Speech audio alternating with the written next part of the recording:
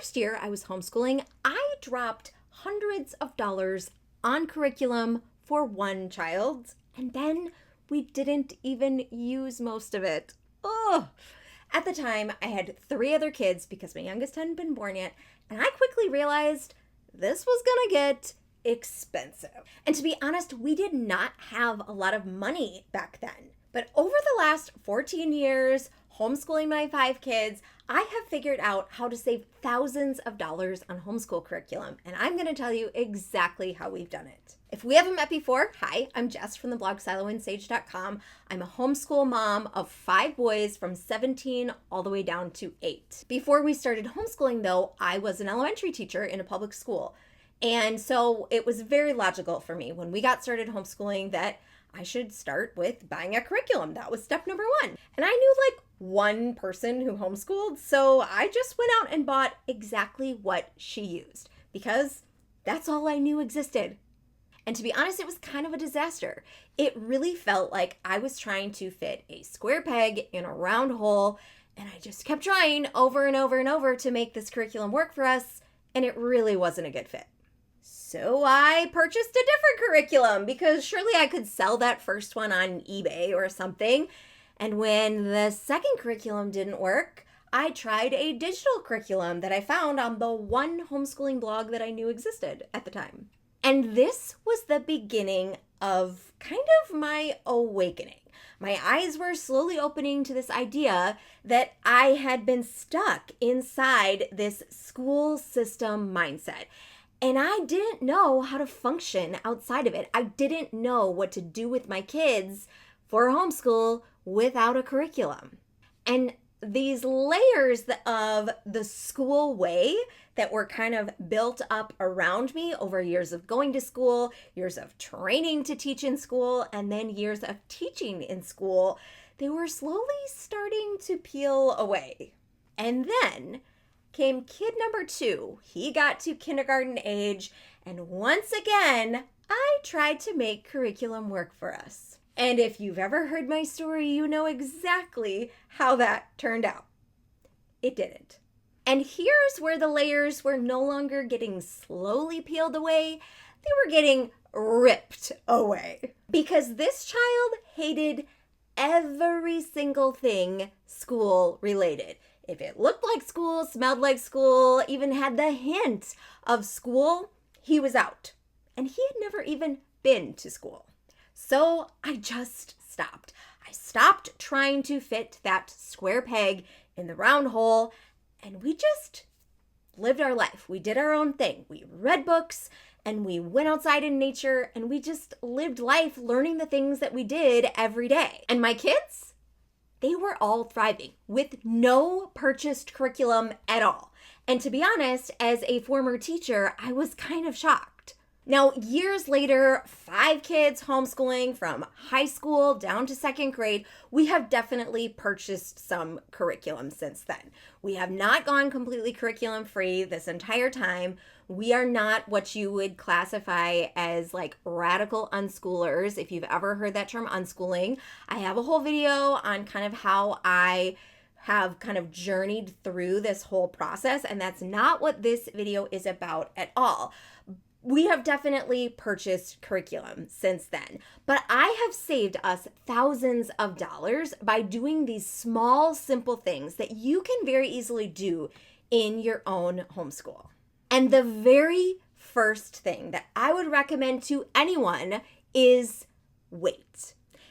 If you are just getting started in homeschooling, or even if you're not, but if you're like kind of overwhelmed by your curriculum choices, don't rush into buying something. Just take some time. You have time. Now, if you're brand new to homeschooling, some people call this process deschooling.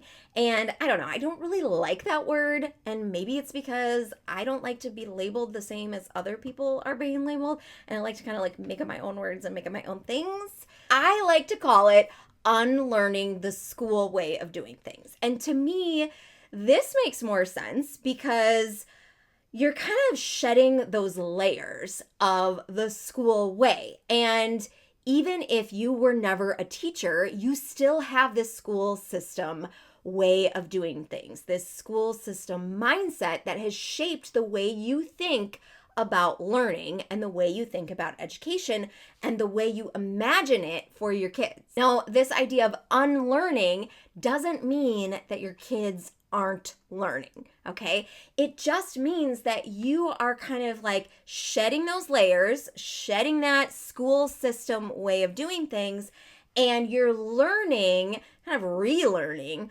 about your kids and your home rhythms and what will work best for you and your kids and just as a family. And you're learning about it in the context of home, not school. But this term deschooling is often associated with someone who's taking their kids out of school and starting to homeschool. But what if you have never put your kids into school?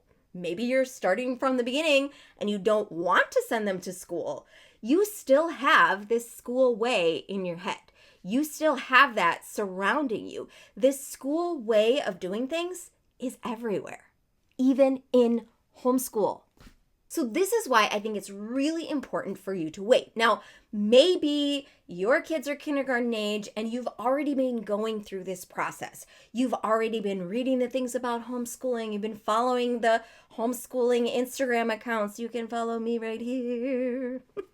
Maybe you've already gone through this process of unlearning. So maybe this waiting to purchase something really isn't as important to you. But I will also say, don't purchase a year's worth of materials that you may not actually enjoy. I think so many homeschooling families just dive right in and they're super excited. I know I was so excited to homeschool my kids. I set up a little corner in my kitchen and I did all the things. I was really excited to be a homeschool mom. But when this curriculum didn't work out, there was tons of money that I wasted because I certainly wasn't going to get all that money back, even if I sold that thing on eBay. I ended up wasting money on a curriculum that didn't work for us because I had planned so far in advance. Now, if I had purchased just a little bit of something at a time, maybe for the next month or even the next couple weeks, it would have turned out much better. Or honestly, if I could have borrowed it from my friend who was homeschooling and had used that exact same curriculum, that would have been a much smarter idea, but I didn't think about that at the time.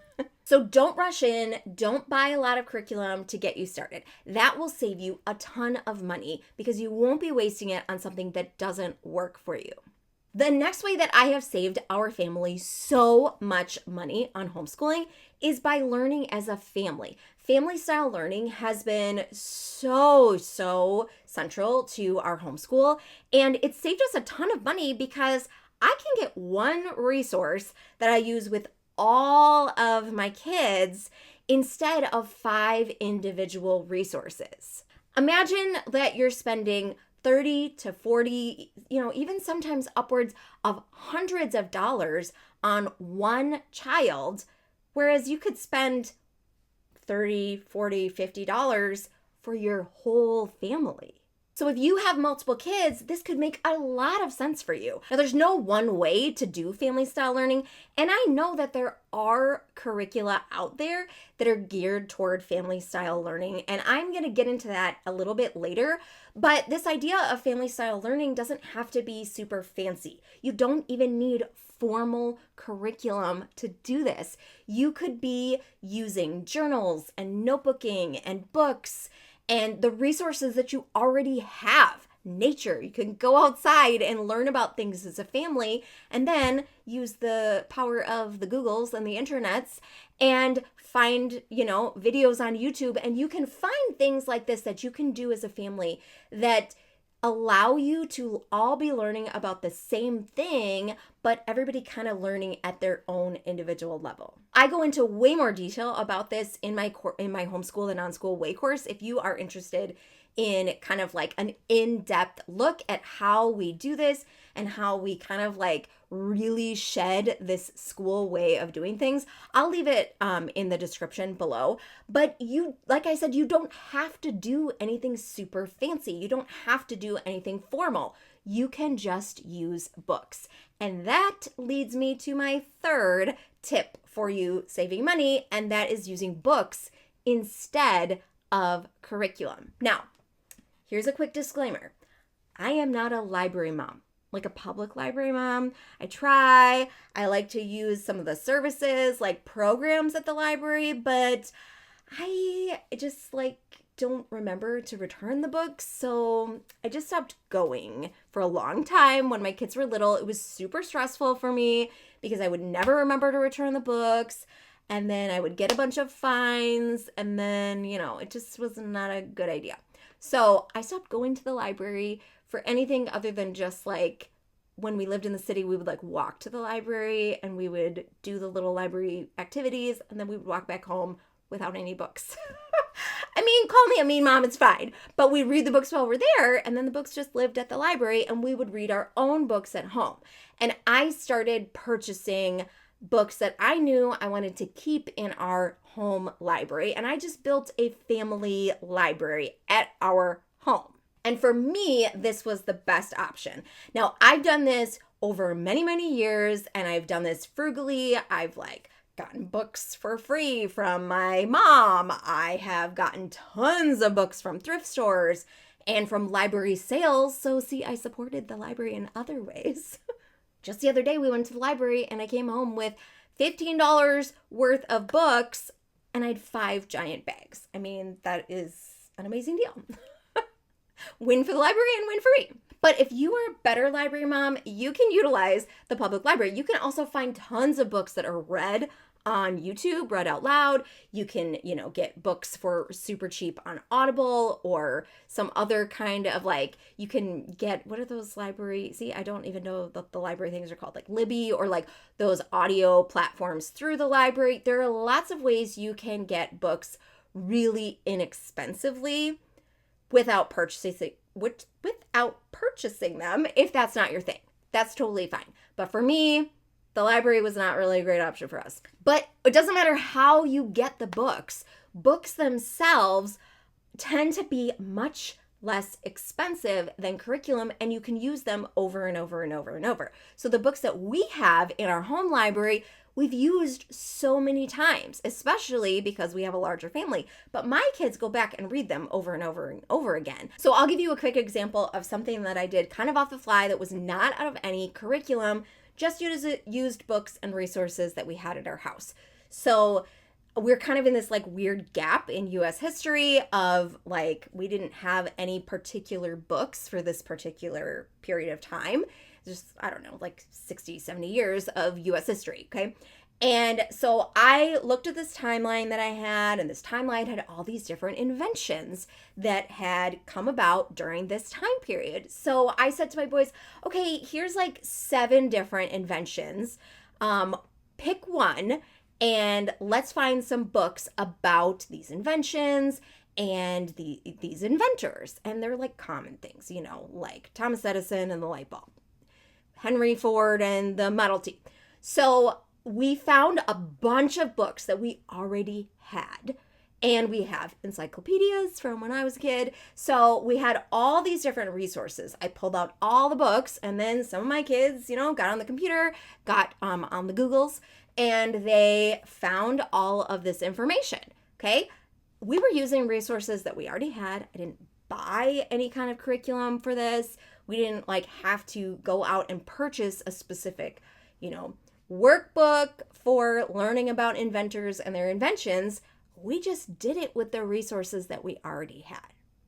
But you don't need to have books for this. You could definitely use the internet. You could use YouTube. There's lots of ways that you can find, you could watch a movie about an inventor, right? Lots of different ways to do this without purchasing a special curriculum just for this. Now, here's where I might ruffle some feathers a little bit. Using boxed curriculum, from the really big curriculum companies, is not going to save you any money. Unless you're using a free resource from them, because there are some big curriculum companies that do have, certain levels of their, language arts curriculum that is totally free. That obviously is going to save you money, right? But most box curriculum is not saving you money. And here's why. So the big homeschool companies are generally just more expensive. They're professionally printing things. They're generally also selling you a package. They're not just selling you one thing, like one workbook or one whatever. You often need to get a workbook and a teacher's guide and a student book and like all these different parts of the curriculum in order to make that curriculum work. And this is very common within the big homeschool curriculum companies. So if you're trying to save money, this is not usually the way to go. Now, here's what you can do. Now, sometimes if I have wanted to purchase a curriculum from I want to call them like big box store, but they're not really a big box store, but like one of the big curriculum companies, generally what I would do is I would see, do I absolutely need to buy the teacher's guide? Can I just get away with getting the student, journal or workbook or whatever it is? And can I piecemeal it? Do I need to get all the resources that they're suggesting for this? Can I buy the books that they're suggesting used? There's one curriculum that I really like, Beautiful Feet Books, and they do a lot of literature-based curriculum. And I have gone in and bought like the parent guide, and then I search for the books that I need from them to do this curriculum. I search for it used. So I scour thrift books, I look at thrift stores, I look at Amazon in their used book section. You can find, or maybe I borrow books from friends. No, I don't really do that because I just want to own all the books. I want them all in my library, okay? But if it's a book that I really don't think I'm going to need after, my kids read it, I might borrow it, okay? I might. But I rarely ever just purchase a curriculum flat out, except for maybe like math. But you can see that homeschooling is like anything. You can spend a ton of money on it, or you can be really frugal. You can even homeschool basically for free if you want to. There are a lot of free programs out there. There are free programs and websites and free downloads. I've got a bunch of free downloads on my website, siloandsage.com/workshops. You can find all my freebies there.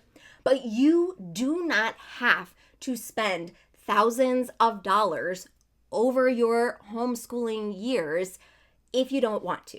Now, here is a really, really important one. Do not get caught up in the bright and shiny object syndrome. And what I mean by this is there will always be new curriculum and new resources. There will always be new things to buy, and you don't have to buy all of it. And I say this even as someone who creates resources that you can buy.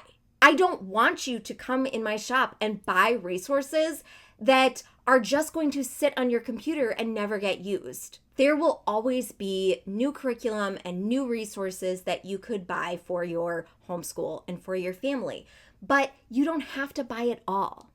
So if what you're doing right now in your homeschool is working for your family, don't buy anything new. Just stick with what is working. And if it's not working, take a step back, figure out what it is that isn't working so that you can replace that, so that you can find the right resources. Take a little time, take a breath. Don't jump into the first resource you see just because it's bright and shiny and new, or because the Instagram influencer you follow is using it. Now, if you want to see some more specifics of resources that we have used for our family in the past, start with watching this video. Thanks so much for watching. I will see you soon in another video, and in the meantime, keep cultivating your home. Bye, friends.